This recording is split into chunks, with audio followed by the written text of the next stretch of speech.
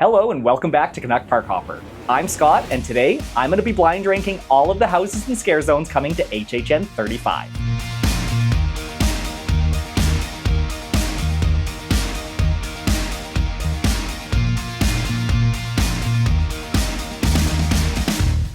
Halloween Horror Nights starts in just under a month, and we could not be more excited. Announcements of what will be coming to this year's event have been slowly trickling in since March, but we finally know all of the houses and scare zones that will be there. And let me tell you, it looks like it's going to be a fantastic year. From the IPs to the originals, it all looks amazing. Though I'm not the biggest fan of some of the properties coming, I can't wait to see what they do with them to make me fall in love with them. And we've already got to see what some of the scare zones look like. The Horror Nights team has been hard at work these last few weeks setting everything up, and so far, the zones and food booths look incredible. We've also been given some concept art of what is still coming our way, which has me even more excited for this year. It really feels like Universal is going all out this year, making the scare zones places that people actually want to hang out in, not just run through to get to their next house. Now, we've been told what's coming, and we've even seen some of the set pieces and concept art of what's coming, but we obviously haven't been through the houses yet. So today, I want to blind rank all of the scare zones and houses coming to HHN 35 based off what we know so far. I did this last year with HHN 34, and it was funny to see just how different my list was after I had the chance to experience the event. Houses I thought would blow me away were just okay, and some houses that I did not have high expectations for were up in my top 3. You never know what Universal is going to do with a concept. So without further ado, let's get to some blind rankings. Let's start with the scare zones. This year we have 4 zones and 2 street experiences. I'm not going to include the street experiences in my rankings, so I will just be ranking our 4 zones. My 4th most anticipated zone is Fort Nightmares. Here's the description of the zone. The storm is coming. Drop from the battle bus into the chaos of Fort Nightmares.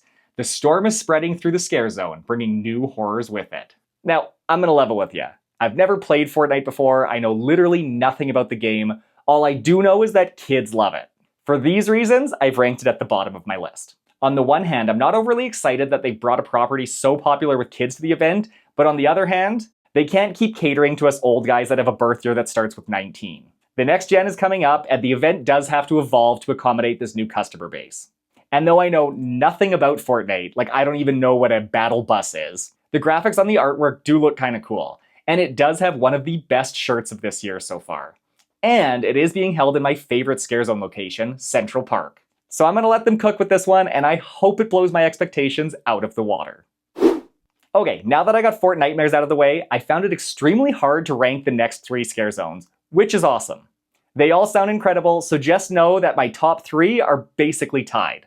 But if I have to order them, then my 3rd most anticipated zone is Sideshow of Decay. For this one, Universal tells us, the past will haunt you. In the Carnival Junkyard, Cindy Kane has opened a portal where decayed nightmares from HHN past are back to haunt you. The set pieces that they have put out so far are fantastic. They have multiple stage areas, which all look so creepy, and it has been leaked that it's not only Cindy in this zone, but the caretaker as well. You're going to see the caretaker with her, Nice. allowing her to take lead of this scare zone. You might see the usher taking tickets for our Infernal Carnival. You're going to have some other iconic characters peppered through our scare zones as well. This scare zone will be in Hollywood, and I gotta say, I always love the Hollywood scare zones too. And the fact that this scare zone should have lots of nods to past years, whether it be Easter eggs or characters roaming around, has me extremely pumped. My 2nd most anticipated scare zone is the entrance zone, the Infernal Carnival of Nightmares. This zone says, let the nightmares begin. Jack and Oddfellow invite you to step right up and see what horrors hide in every shadow at a sinister spectacle decades in the making. The reason I rank this above the Sideshow of Decay is purely for the entrance. We have been shown this art of how the entrance truss is going to be all set up, and I cannot wait to walk into the circus tent. I love that both Jack and Oddfellow get their own stages on the sides, and it looks like we will have lots of characters to welcome us into the chaos. The entrance zones used to be so good. I'm looking at you, 2019. But in recent years, they've just been so small. HHN 32 allowed Oddfellow to have his own stage at least, but the zone itself was just so small. But last year was the first time since 2019 that they used the whole entrance for a zone again, and it was wonderful. I really hope they step it up this year and showcase all of the famous icon in this iconic zone. Get it? And that leaves my most anticipated scare zone as Downtown Clown Town. There's the wrong side of town, then there's Clown Town. The city that never sleeps becomes a waking nightmare when its boroughs are overrun by murderous clown folk who can't wait to tear you limb from limb. Welcome to the neighborhood. Not only is this looking like the biggest zone, it looks to be expanded even beyond what it normally is, using the full New York area of the park. Which is good because it sounds like it's going to be jam-packed with clowns, so they're going to need that extra space. And as you can see in the artwork, this zone will feature Art the Clown from Terrifier and the Killer Clowns from Outer Space. Ryan and I love the Killer Clowns, so that's what really puts this zone above all the rest. I'm a little scared for these clowns to be roaming the zone because, as we saw last year, Art the Clown got swarmed by people wherever he went. I wouldn't be surprised if these characters roamed a little bit, but I bet they'll be more prominently featured in mini shows on the stages set up. And not only will Art and the Killer Clowns be here, but it is being obviously winked at that Jack and Chance will be hanging out here too. As they should be. I mean, this is a zone dedicated to horror clowns. So there are my rankings for the upcoming scare zones. As I said, they all sound great, especially Sideshow, the Carnival, and Clown Town. We've never been to an anniversary year, so Ryan and I are pumped to see so many icons making an appearance at this year's event. Okay, now that I've blind ranked the scare zones, let's move on over to the houses. As it's been for the last few years, we have 10 houses this year, 5 being IPs, and 5 being originals. And as with the scare zones, I found it super hard to blind rank these houses.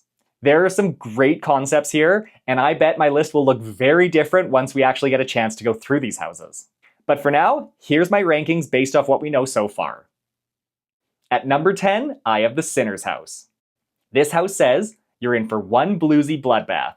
It's opening night at the Smokestack Twins juke joint, but the blues become red when a hive mind of bloodthirsty vampires crashes the party in this house based on the original film Sinners. If you know me, you know I'm not a fan of this movie and I think it is way overhyped. I know, it's a very unpopular opinion. One thing I do like though is scary vampires. So though I don't think this movie will translate too well into a house, I just think it'll be very one note with vamps jumping out in a barn, I'm sure it will have some great scares in it. And some of the masks that will be used in here were shown, and they do look fantastic. I do hope this house will be able to have its own identity and not just be compared to Darkest Deal, an awesome house from a couple years ago. I'm not saying it'll be a bad house, I'm just saying I'm more excited about the rest of the houses that were announced. My number 9 house is Madlands, Caged Cannibals. This house's description says, you're at the bottom of the food chain. The animals might be gone, but the animalistic violence is inescapable. Try to survive a defunct zoo that has become the deadly domain of warring cannibal factions in this haunted house. So when this house first appeared on the speculation map, it had me very excited. But the announcement left me with a little bit to be desired. I was hoping to see some haunted zoo with like rabid animals hunting us, not cannibals. I was very excited to see the costumes they'd come up with for these animals, but now that it's just humans dressed up, I'm a little let down. Now, if I'm being totally honest, I could see this house moving way up on my list once I get to go through it. Universal shared some concept art of some interiors of the house, as well as some of the costumes, and if they execute this right, it could actually be an amazing house. But then again, I said that about the Museum Deadly Exhibits a couple years ago. Though I did still really like that house, it had so much more potential. So for now, I'm ranking it lower on my list, but I hope I get proven wrong about this one. At number 8, I have HR Blood and Guts presents A Halloween Fright-tacular. It says, big screams on the small screen. Your favorite maitre d' macabre returns to WKNB with a special Halloween scare-a-thon. Tune into this haunted house complete with ghouls, gore, and all the frights that keep you coming back for more. To be honest, I have this ranked at number 8 because I just don't know a lot about HR Blood and Guts. Sure, I've read the lore behind his character, but I don't really know what to expect. A chilling update on the Halloween prison break that has left the city of Cary in a state of mild concern. Investigators have a new lead on Kurtzberg's whereabouts. They believe the fugitive has returned to his old stomping grounds, the now abandoned WKNB television studio. Are you enjoying the show? I sure am, folks. Happy Halloween! You see, minions? He's a star. I'm a star! That's right, folks. The man once known as HR Blood and Guts has returned to the very place he once hosted his midnight horror show. Authorities are closing in on the old television studio where they will once again bring Kurtzberg to justice. Until then, monitor your broadcasts and stay vigilant, Carrie. This could also be another one that climbs the list fast, depending on what's inside. Next up at number 7, I have our last house to be announced, Ozzy Osbourne, Prince of Darkness. Let the madness begin. You're in Ozzy's world now. Bow at the throne of the Prince of Darkness in this haunted house inspired by the twisted mind of one of rock and roll's greatest legends. I'm not gonna lie, I'm kind of excited about this house. The artwork looks awesome, and if they can translate that into the house, this will be an amazing experience. Let's be honest, if they can make The Weeknd into a super fun, cool house, then Ozzy can definitely be great. Plus the house and line should have great music. Though I doubt this will be my top house of the year, it will be a fun experience. At number 6, I have Stranger Things 5. This house says the final chapter. Join the Hawkins gang for one last adventure. Try to survive an army of Demogorgons, face the Mind Flayer, and defeat Vecna once and for all in this haunted house based on Stranger Things 5. You know what? This is the 4th Stranger Things house we've had in the past years, and we all know what to expect. These houses are never the scariest houses, but they do have some great sets. And with this being based off the final season, I bet they go all out. I'm excited to get to go into the Upside Down, and I hope they give us lots of Demogorgons, Vecna, and the Mind Flayer scares. I'm also excited to relive the 5th season by going through the iconic sets, so that's why I have this in the middle of the pack. Okay, now we're moving on to the top 5. In my bottom 5, I had 3 IPs and 2 originals, so my top 5 is very top-loaded with originals. Let's see which one ranks at number 1. But first, let's look at number 5. I put Cybergoria. Immortality comes at a cost. Awaken thousands of years in the future in this haunted house and brave a cold world driven by machines with a singular goal, to make you live forever, even if it kills you. When this was first announced, I was a little intrigued, but it didn't blow me away. But the more I've thought about it, the more I've come around. Plus, Universal dropped a little backstory video about this house and some of the costumes that'll be used in it. And let me tell you, they look terrifying. Welcome to the long-term freezing facility. This is the path to immortality. Our robots will be there to guide you and watch over you while you are frozen. You will be reawakened when our advanced intelligence system is ready to make you immortal. If you are a value member, you will be closed inside of the highly efficient, long-term polyethylene cryogenic bag before the freezing process begins. We ask that you remain calm while peacefully anticipating your immortal future. If you are a premium member, you will be instructed by one of our friendly robots to step inside your luxurious cryogenic chamber to begin the flash freezing process. All of our customers will remain safely frozen until our advanced intelligence system has cracked the code to immortality. Thank you again for choosing Bio-Immortal Bionic Intelligence Systems. I'm hoping this house won't be just too one-note, or it won't be just a rehash of Fallout from last year, but I could definitely see this being one of the scariest houses this year. At number 4, I put Evil Dead Burn. This house says, fan the flames of evil. An infernal force has taken hold of a family home, and it's hungry for its next victim. Dodge Deadites hell-bent on bloodshed in this haunted house based on the new film Evil Dead Burn.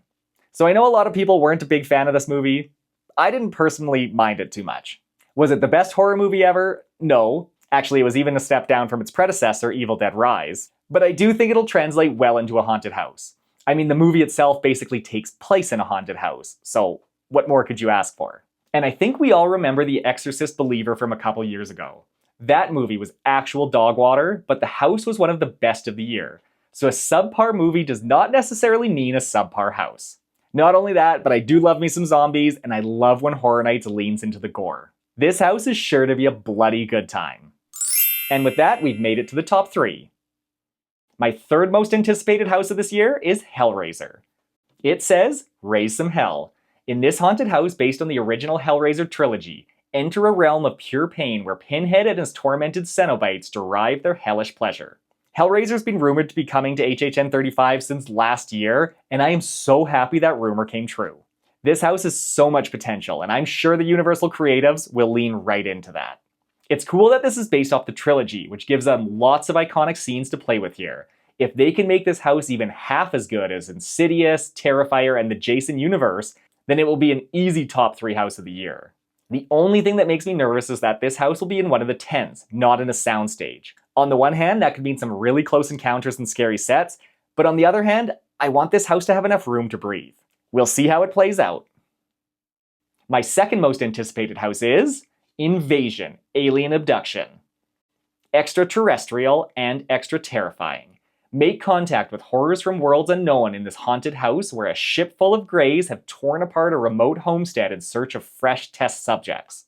If I'm being honest, this was almost my most anticipated house. Ryan and I love aliens, and it's been so long since Universal has done anything with aliens at HHN. And this house sounds right up our alley. Aliens trying to abduct us as we traverse through this torn apart farmhouse? Count us in. I won't lie, the costumes that were shown for this house don't look to be the scariest, but I hope that in the actual house they shine. Some of the creatives have said that they're going to use cool techniques to help immerse us in this house. They mentioned that the house is actually going to get more ravaged as you go through, as the aliens try harder and harder to abduct us, and they'll use special techniques like lights and vibrations to make it feel like the spaceship is right outside. Oh, this house sounds incredible, and I cannot wait to go through it multiple times. And not that it matters, but this house is in the same spot as Hatchet and Chains was last year, which was one of my favorite houses of the year, so I'm ready for Invasion to uphold that honor. Alright, and finally, my most anticipated house of the year is Jack and Oddfellow Chaos and Control. The forces of horror collide. Horror icons aren't born, they're made. Discover the unholy origins of Jack the Clown and enter Dr. Oddfellow's universe as the two pit chaos versus control in this showdown decades in the making. Like, how could this not be my most anticipated house? It features two of the best icons ever created for HHN, and it's a showdown literally 20 years in the making. I have loved the theme of this year's event, being that infernal carnival of nightmares, and the fact that this house is the prologue to the whole thing is the best. This house will be a love letter to all of us HHN-obsessed fans, and it'll really kick the anniversary year off right. I'm not gonna lie, I don't know how bad Universal will have to fumble to make this not be my favorite house of the year. I bet they throw everything at us, and this has a really good shot of being house of the year. They do such a great job with houses in this location, and I can't see how this one will be any different. So there you have it. There's my blind rankings of all of the scare zones and houses coming to HHN 35. But now, I want to ask you, what do you think of my rankings? Which houses do I have too low, and which ones do I have too high? Which icons are you most excited to see out in the scare zones? And let me know your own rankings in the comments. I would love to see how our lists compare. With so many great zones and houses, it can all seem a little overwhelming. There's so much to do and see. How do you get it all done? Well, if you're not subscribed yet, hit that button and the bell icon to get notified about our new video that'll be coming out soon, where I go over the best strategy to get it all done in one night without Express. We've done it many times, so it's tried, tested, and true that it actually does work. If you enjoyed this video, please give it a like as it'll really help the channel grow, and like I said earlier, make sure to hit that subscribe button as well. You can also follow me on Facebook and Instagram at Canuck Park Hopper for more theme park fun. Thanks again for watching and ranking with me, and I'll see you in the fog.